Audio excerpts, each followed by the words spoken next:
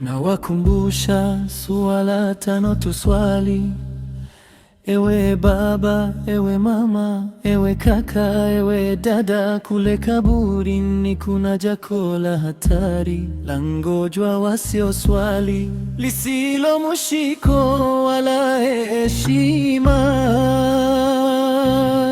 Hakuna pepo ya wenye kumuasi Mola, moto ndio mafikio ya wanaoasi.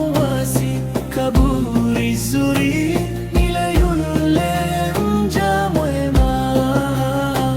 mtu anapokuwa kwenye umauti, muda mwingi hujuta kwa kupoteza wakati kwa mambo yasiyo thamani, na kera yake malaika wamjapo na kumwambia, leo ndio mwisho wa uhai wako. Machozi kiumbe humtoka, la kufanya wala hana.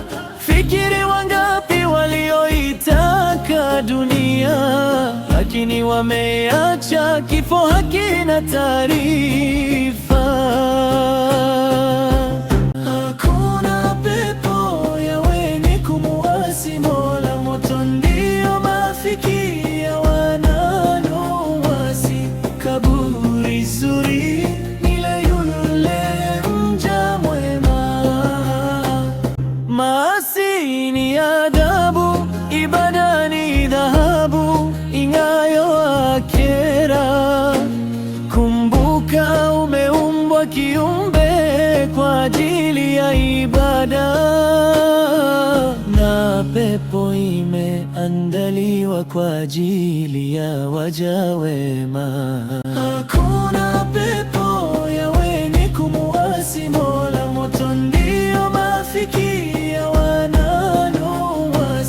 Kaburi zuri ile yule mja mwema, limetatwa kwa sifa ya kiwanja cha peponi. Kaburi baya la mwenye kujisahau kwa kumuasi Mola mtukufu, kwani limepewa sifa ya kiwanja cha motoni.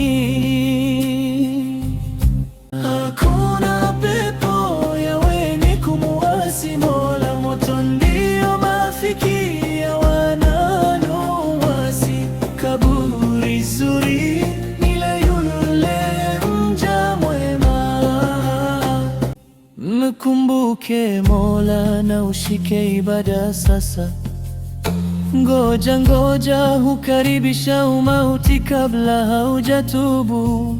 Toba ni sasa, mreje Mola kabla washenga wa haki hawajakufikia.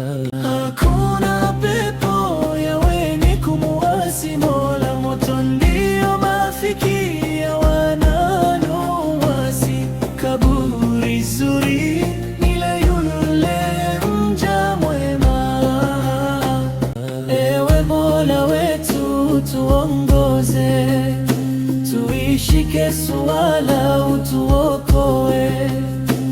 Ewe Mola wetu tuongoze, tukureje kabla umauti kufike.